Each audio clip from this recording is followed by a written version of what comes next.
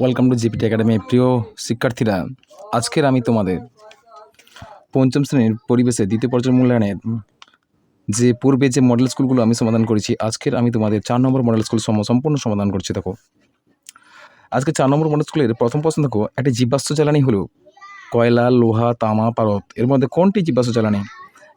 কয়ের অপশানটা সঠিক হবে কয়লা। লেজের উপর ভর দিয়ে লাফাতে পারে এমন একটি মাছের নাম বলছে, রুই মাছ, কাতলা মাছ, চিতল মাছ না চ্যাং মাছ? কোনটা হবে? চ্যাং মাছ।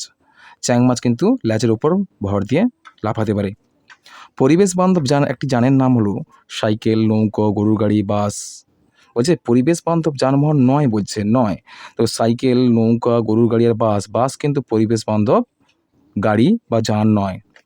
একটি মুখ্য জোয়ার ও পরবর্তী গৌণ জোয়ারের মধ্যে সময়ের ব্যবধান কত সময়?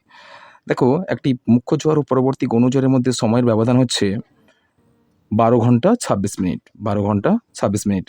সূর্যের কাছের নক্ষত্র হলো কোনটা? সূর্যের কাছের নক্ষত্র হলো প্রক্সিমা সেন্টাউরি। পরবর্তী দেখো, সালোক সংশ্লেষের জন্য প্রয়োজনীয় প্রধান উপাদান হলো সূর্যালোক। এখানে কি বলা হয়েছিল? নিচের বিবৃতিগুলি ঠিক হলে পাশে সত্য এবং ভুল হলে পাশে মিথ্যা লেখো। তাই প্রথম প্রশ্ন বলা হয়েছে সালোক সংশ্লেষের জন্য প্রয়োজনীয় প্রধান উপাদান হলো সূর্য। সঠিক, সত্য লিখবে তোমরা। তারপর প্রশ্ন হচ্ছে বায়ুপীরের পেয়ারা বিখ্যাত। অবশ্যই বায়ুপীরের পেয়ারা বিখ্যাত, সত্য। কৃষিবান্ধব পতঙ্গ হলো মৌমাছি, সত্য। শাখা প্রশাখযুক্ত গাছ হলো তাল, এটা মিথ্যা। তাল গাছে কখনোই শাখা প্রশাখা থাকে না। পরের প্রশ্ন হচ্ছে 1853 সালে হাওড়া থেকে হুগলি পর্যন্ত প্রথম রেল চালু হয়, এটা কিন্তু মিথ্যা।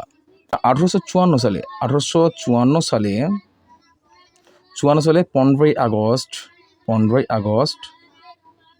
1854 সালের 15ই আগস্ট হাওড়া থেকে হুগলি পর্যন্ত প্রথম রেল চালু হয়। কেমন? 1854 সালে 15ই আগস্ট। 1853 সালে নয়, 1854 সালে। কেমন? পরের প্রশ্ন দেখো, সৌরবিদ্যুৎ কী ধরনের শক্তি? সৌরবিদ্যুৎ হলো একটি পুনর্নবীকরণযোগ্য শক্তি। কী আছে? পুনর্নবীকরণযোগ্য শক্তি। পৃথিবীর কক্ষপথের আকৃতি কীরূপ? পৃথিবীর কক্ষপথের আকৃতি হচ্ছে উপবৃত্তাকার। কেমন? কি বলবে তোমরা? উপবৃত্তাকার। তারপর প্রশ্ন হচ্ছে কোন শিক্ষার্থী জীবনে প্রতিষ্ঠিত হয়? কোন শিক্ষার্থী? দেখো, সেই ধরনের শিক্ষার্থী জীবনে সফল হয় যারা বা প্রতিষ্ঠিত হয় যাদের মধ্যে আত্মনিয়ন্ত্রণ থাকবে, যাদের মধ্যে কঠোর পরিশ্রম থাকবে এবং লক্ষ্য স্থির করার ক্ষমতা থাকবে, আবার ব্যর্থতা থেকে শিক্ষা নেওয়ার মানসিকতা থাকবে, তারপরে স্ব অনুশীলনের মানসিকতা কিংবা সমাজে অবদান রাখার মানসিকতা ইত্যাদি থাকবে। তারাই কিন্তু একমাত্র প্রতিষ্ঠিত বা সফল শিক্ষার্থী হতে পারবে। কেমন? প্রশ্ন দেখো, যে পৃথিবীর কক্ষপথের আকৃতি কী রূপ? এটা হয়ে গেছে। পথের পাঁচালী বইটি কার লেখা? পথের পাঁচালী বইটি হচ্ছে বিভূতিভূষণ বন্দ্যোপাধ্যায় লেখা। বিভূতিভূষণ বন্দ্যোপাধ্যায়। ডিভিসি পুরো নাম হচ্ছে দামোদর ভ্যালি কর্পোরেশন।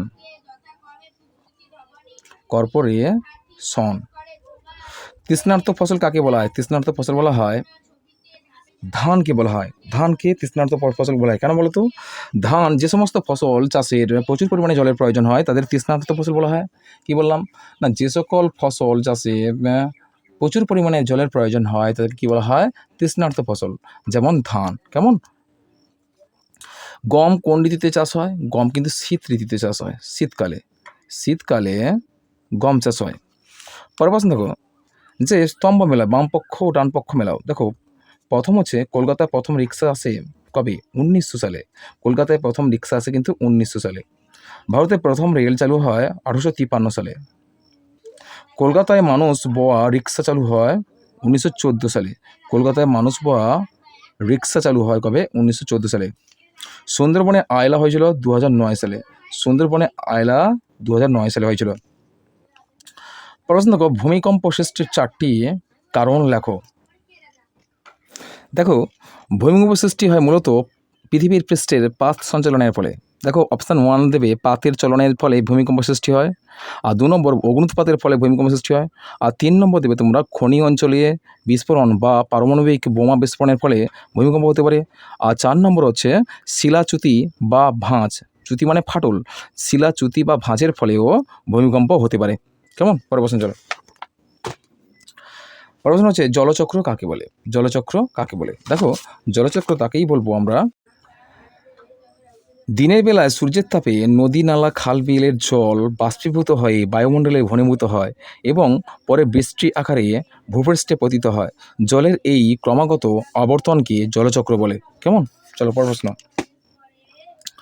অ্যাসিড বৃষ্টি হয় কেন? পরের প্রশ্ন হচ্ছে অ্যাসিড বৃষ্টি হয় কেন? চলো দেখো অ্যাসিড বৃষ্টির সংজ্ঞা এর মধ্যেই তোমরা পেয়ে যাবে কেন হয়। দেখো বৃষ্টির জল বায়ুতে অবস্থিত বিভিন্ন বিষাক্ত গ্যাসের সঙ্গে মিশে অ্যাসিড বৃষ্টির সৃষ্টি করে, ভূপৃষ্ঠে ঝরে পড়ে।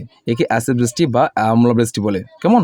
দেখো দেখো বৃষ্টির ফলে বায়ুমণ্ডলে যে দূষিত বায়ুগুলো বা বিষাক্ত গ্যাসগুলো বায়ুতে মিশে যখন বৃষ্টির প্রতির সঙ্গে মিশে যায় তখন কি হয়? তখন তাকে অ্যাসিড বৃষ্টি বলা হয় বা অম্ল বৃষ্টিও বলা হয়। কেন? অ্যাসিড বৃষ্টি হলো দুটি বিষাক্ত গ্যাসের সংমিশ্রণে তৈরি হয়, নাইট্রাস অক্সাইড আর নাইট্রোজেন ডাইঅক্সাইড। কেমন? এই দুটি গ্যাসের সংমিশ্রণে কিন্তু অ্যাসিড বৃষ্টি হয়। কেমন? পরের প্রশ্ন বলছে যে উল্কাপাত ঘটে কেন? দেখো তোমরা এটাই লিখবে মাধ্যাকর্ষণ শক্তির প্রভাবে পৃথিবীর দিকে ছুটে আসা আলোর রেখাকে উল্কা বৃষ্টি বলে বা উল্কা বলে। দেখো মাধ্যাকর্ষণ শক্তির প্রভাবে পৃথিবীর দিকে যে একাধিক আলোক রশ্মি পৃথিবীর দিকে ছুটে আসে তখন তা আমরা আমাদের ভ্রম হয়, কোনো হয়তো শিলা ফেলা বলে মনে হয়, কিন্তু অ্যাকচুয়ালি সেগুলো কোনো শিলা বা পাথর নয়, সেগুলো হচ্ছে আলোর রেখা। একাধিক আলোর রেখা যখন পৃথিবীর পৃষ্ঠের দিকে ছুটে আসে তখন তাকে আমরা কি বলি? উল্কা বলি বা উল্কা বৃষ্টি বলি। পরের প্রশ্ন হচ্ছে চন্দ্রগ্রহণ ও সূর্যগ্রহণ কিভাবে ঘটে? দেখো দেখো কোনো কোনো পূর্ণিমার রাতে পৃথিবী যখন সূর্য ও চাঁদের মাঝখানে বা সরলরেখায় চলে আসে তখন পৃথিবীর ছায়া চাঁদের ওপর পড়ে, ফলে চাঁদকে দেখা যায় না। এই ঘটনাকে কিন্তু চন্দ্রগ্রহণ বলে। কেমন? কি হলো? কোনো কোনো পূর্ণিমার রাতে পৃথিবী যখন সূর্য ও চাঁদের মাঝখানে এক সরলরেখায় চলে আসে তখন পৃথিবীর ছায়া চাঁদের উপরে পড়ে, ফলে চাঁদকে দেখা যায় না। এই ঘটনাকে চন্দ্রগ্রহণ বলে। কেমন? এরপর দেখো সূর্যগ্রহণ। তারপর হচ্ছে সূর্যগ্রহণ। দেখো সূর্য পৃথিবীর মাঝখানে চাঁদ এক সরলরেখায় অবস্থান করলে চাঁদের ছায়া পৃথিবীর যে অংশে পড়ে তাকে আমরা সূর্যগ্রহণ বলি। কেমন? আর অ্যাকচুয়ালি এগুলো পূর্ণগ্রাস হয়ে থাকে। কী বললাম? সূর্য পৃথিবীর মাঝখানে চাঁদ এক সরলরেখায় অবস্থান করলে চাঁদের ছায়া পৃথিবীর যে অংশে পড়ে তাকে কি সেখানে সেই অঞ্চলটাকে কী বলবো? সূর্যগ্রহণ বলবো। দেখো এইগুলো তোমাদের পঞ্চম শ্রেণীর আমাদের পরিবেশের 4 নম্বর মডেল স্কুলটা সম্পূর্ণ সমাধান করলাম। এরপরে আমি তোমাদের জন্য 5 নম্বর মডেল স্কুলটা সম্পূর্ণ নিয়ে আসবো। চলো আজকে এই পর্যন্ত, দেখা হবে তোমাদের সঙ্গে পরের ভিডিওতে।